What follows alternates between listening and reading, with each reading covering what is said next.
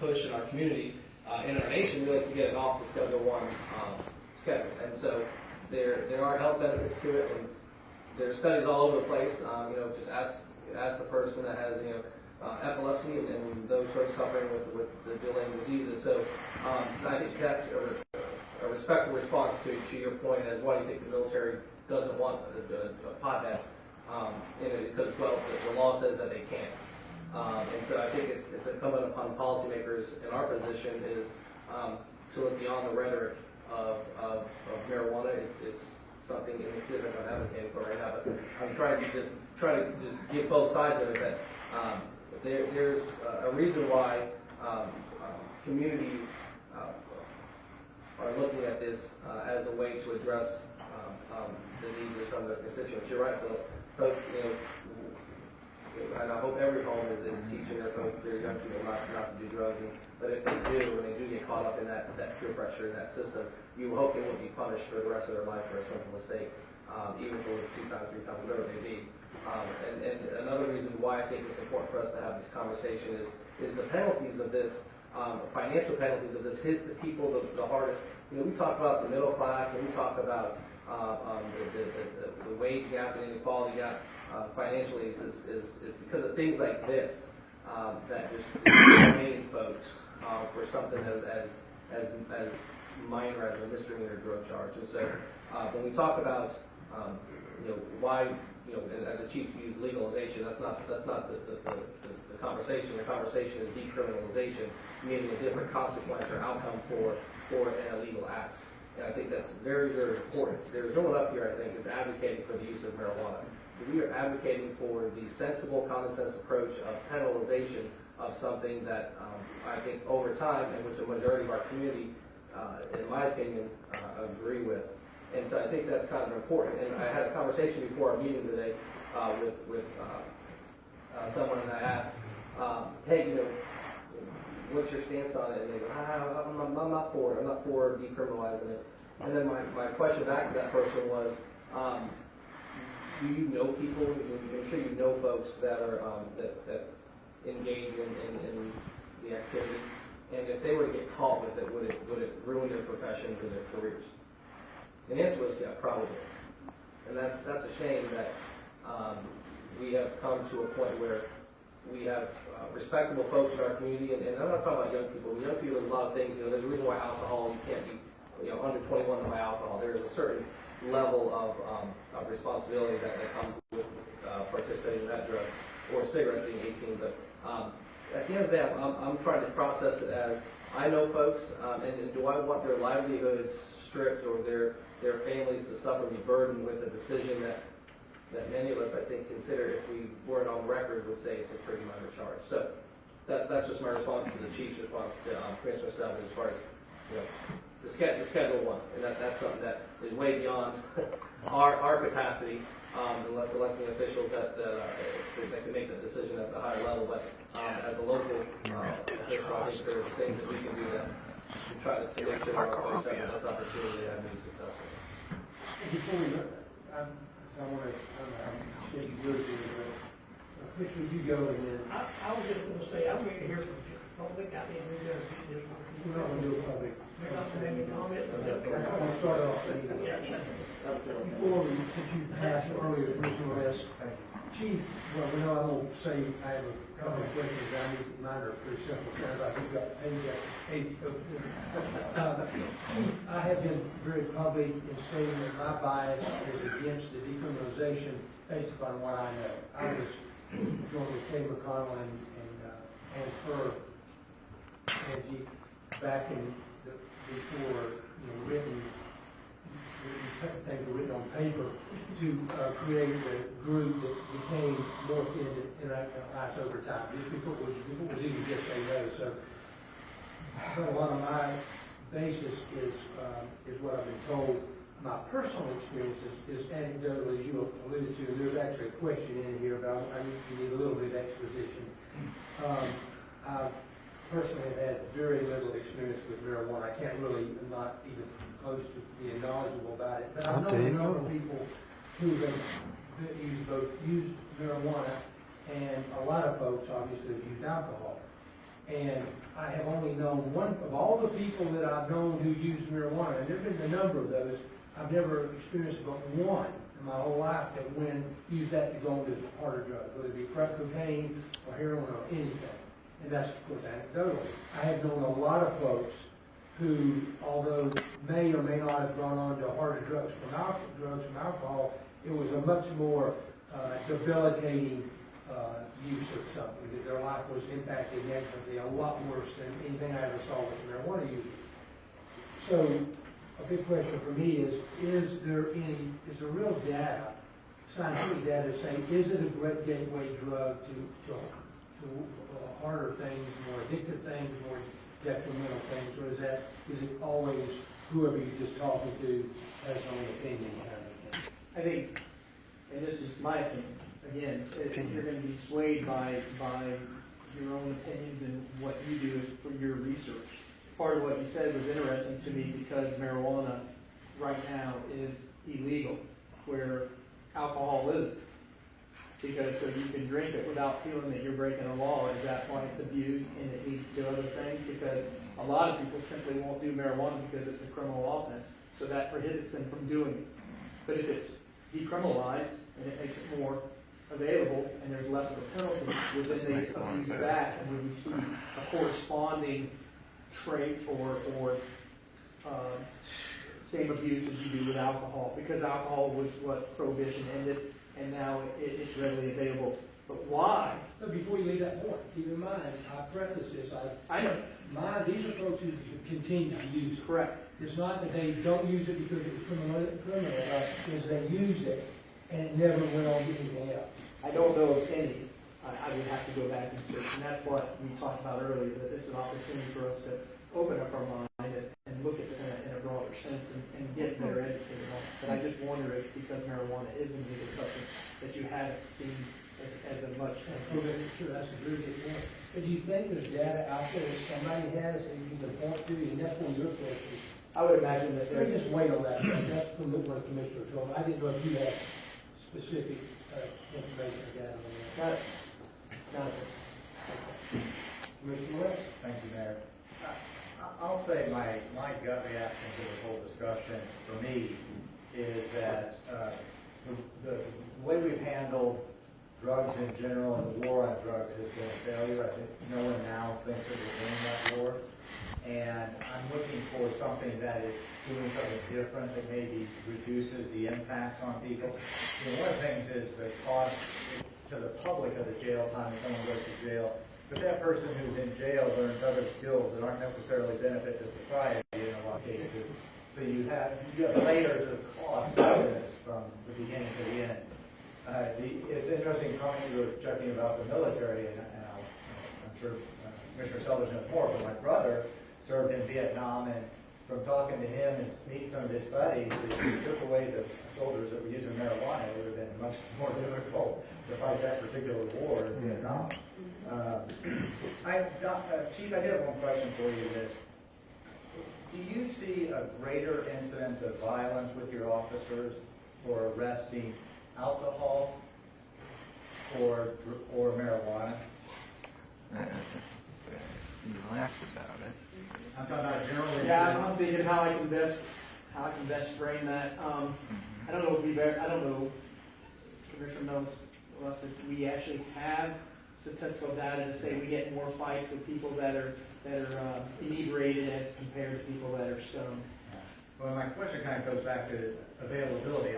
Anybody can get alcohol, and so the more you're more likely to have more people doing that.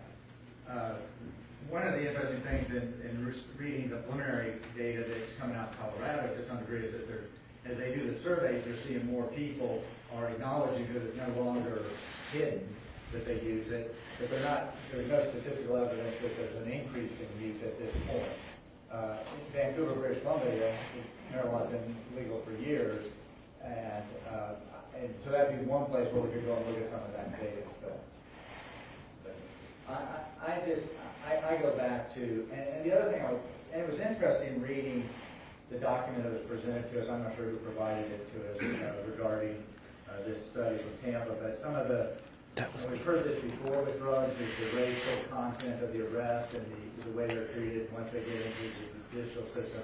You know, the rate that, reading this, and I've not validated this, is there a racial element to this past history of why marijuana is a Schedule I drug and why it's so frowned upon at this point? And so if that racial history that's outlined in this document is true, that also leads me to go back to your question about who's arrested, who's in jail, and who's serving the time versus by their So I got 1, 2. So I look forward to seeing that. We need 4 votes. We got 2. We might be able to swing the mayor. He's not going to budge, so our bill. The police chief and I had a number of discussions about this issue, about what his role was and what my role was, and saying constantly, you know, I'm just your lawyer. You're our lawyer then. But I think that I'm also your advisor when we make public policy statements. And I believe that this discussion clearly headed one way or the other to some type of public policy statement. So it's no small consideration that this organization, meaning the city of Lakeland, is a drug-free workplace. The state of Florida has a drug-free workplace act. The state commission has adopted by reference that drug-free workplace act. There's a lot of things in the legislation that are findings by the legislature that drug use is bad. Drug use leads to absenteeism and a reduction in productivity and all of those types of things that you as employers don't like. The Drug-Free Workplace Act is really a product of some of the initiation of the war on drugs and a movement to drug test employees. And the law that has evolved considerably through the years, but the Drug-Free Workplace Act was something that authorized employers to do drug tests on employees, existing employees or prospective employees. And as you probably would expect, a drug test is an extremely invasive procedure. It's protected by the Fourth Amendment. It's a search no different than many other kinds of searches. But in adopting the Drug-Free Workplace Act, you have adopted an administrative policy that is what I would characterize as a zero tolerance policy for the use of drugs. And so I can tell you and Tony Delgado can tell you that we have terminated people because they have tested positive for the use of illegal drugs. And we continue to legally conduct random drug tests on certain types of certain classifications of individuals in this organization.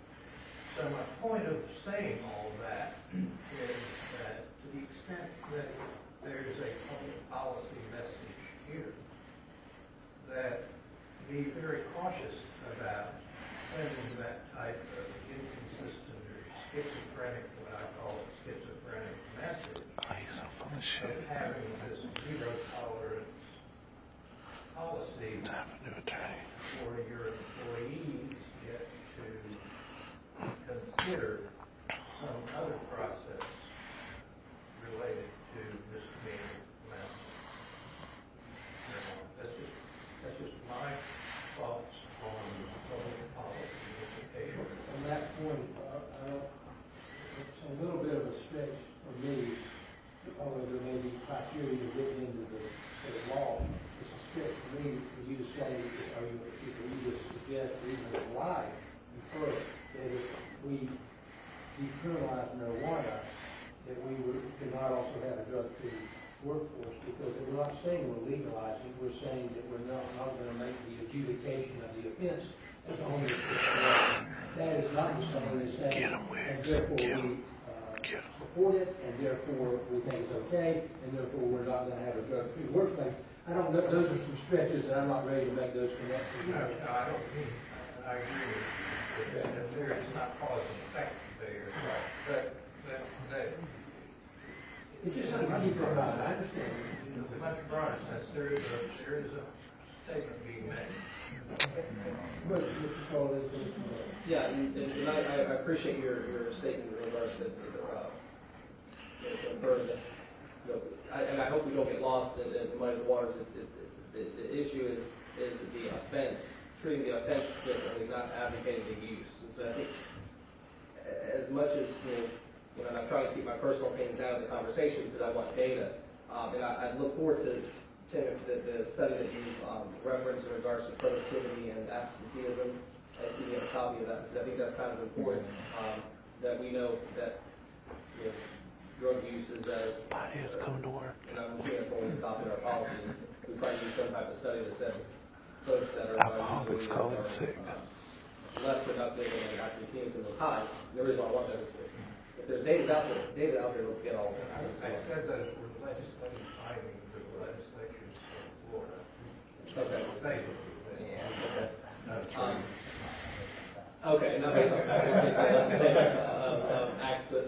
And not to beat this horse down, but I would ask for my colleagues to consider moving the conversation forward. There's a lot of unanswered questions that I think we need to give our staff and the chief and those folks an opportunity to come back to us with.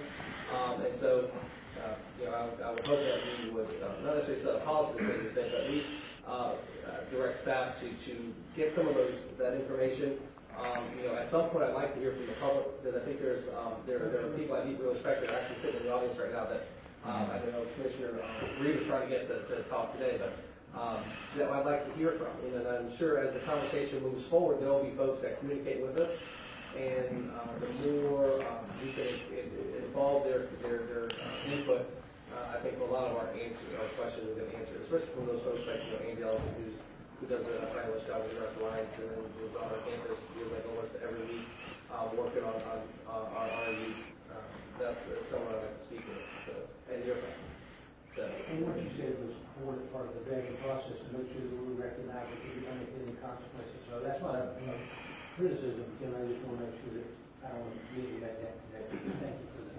Commissioner Miller. I have one question. Are we, as commissioners, under the testing policy for the city? Get a check, I get retirement, I'm listed as a part-time employee for the benefit of the health staff, and I'm not, to me that's an inconsistency. Well, most of the positions that are directly related to some okay. These guys control the budget. If anybody should be drug tested. For the record, I'd like to be under the any drug testing policy for the city of Lakeland. If it's good enough for us as employees, it's good enough for me. Let's don't establish a policy. I don't have any problem. I don't move the policy because you got mad because he said that the rest of us. No, you reacted though. You got pretty bad pretty quickly. But he started sweating the whole time. I think all of us don't have any problems with that part of it. Any other, yeah, well, the rest of it. City attorney of basic policy and schizophrenia. I agree with Mr. Troller that we need to advance the conversation, get some more answers, and I think frankly we have a duty as a commission to at some point in the near future adopt a policy decision. Would it be within the framework that both of y'all are thinking about is Tony to schedule and change it if I'm saying this wrong, to Tony schedule another workshop meeting, where you want to call it, bring back the answers, and at that meeting, advertise that this will be a public input meeting, so we can hear. My suggestion is based upon the litany of questions that have been asked, and obviously, Tim and Larry have done some extensive research and preparation for this. And, if you're going to have this type of a discussion, rather than a workshop, some level of forum, so that you have people who are involved in this discussion have a chance to speak to that. Well, that's an important point. Maybe part of that, if you call it a forum, actually line up a couple of folks on both sides to provide testimony, data, specifics, so that we can understand. There are a lot of, this is a pretty complex. That's more of a town hall. Yeah, with. I don't want to call it a town hall meeting. I think based upon the question,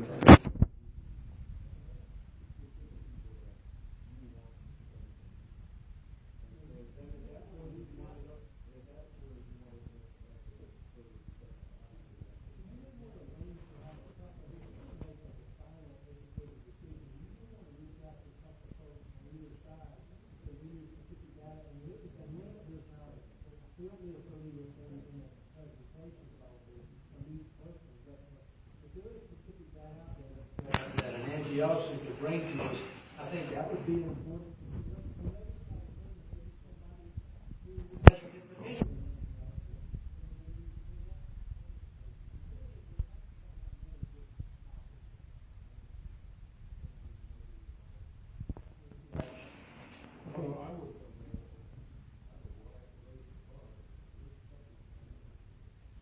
Okay, that's what they're doing. But, we got. I would like for us to get the data before we have.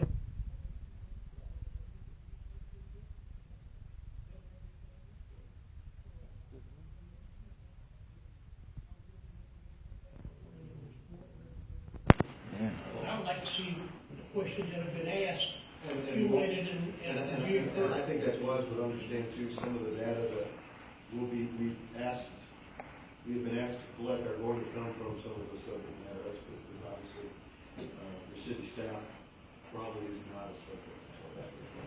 Well, as you're, answering the questions that were asked, probably is, it wouldn't hurt to go ahead and send that in the form of a report to the commissioners. That's, release that, and then schedule a public hearing, forum, or however you want to, specific experts in that industry. Is that going to comply with what y'all want to have happen? Is that work? Yeah, I think having the data, I think our decision is going to be data driven at the end of the day. But at the end of the day, I think we also really a big portion of this is listen to our constituencies and those folks that are directly impacted, whether it be on the employee side or the employer side. From our, hopefully hear from our college presidents and our chambers. I think that's going to be probably a very informative. As long as the public has an opportunity. And maybe it's 30 minutes. Not be a 4 hour. I think your suggestion is perfect. Make us understand that we're moving forward. We're saying what? We're requesting that, we're asking the city manager to answer all the questions, some questions perhaps in conference with the police chief, and then send us back a report on the data, let us look it over, and then schedule a public hearing to discuss it. Public weigh in, as well as maybe hear from industry-specific experts, as Commissioner, whatever your official term was, the Commissioner Selby said. At that point, the request is then, it's up to you all, that we establish a specific or state a specific policy moving forward after the budget process. That kind of okay, well, I know some of you had hoped to have the chance to speak today. We never advertised it that way, so I don't want you to feel like we cut short. We intended to principally, it still took a couple hours to do even this portion of it. We will have another meeting, as you just heard. We'll have data available, and we will open it up to the public for public comment. So, and watch out. There will be a notice sent out. Watch for that notice. Thanks for the press. Thanks, Kevin. Thanks for coordinating, and it's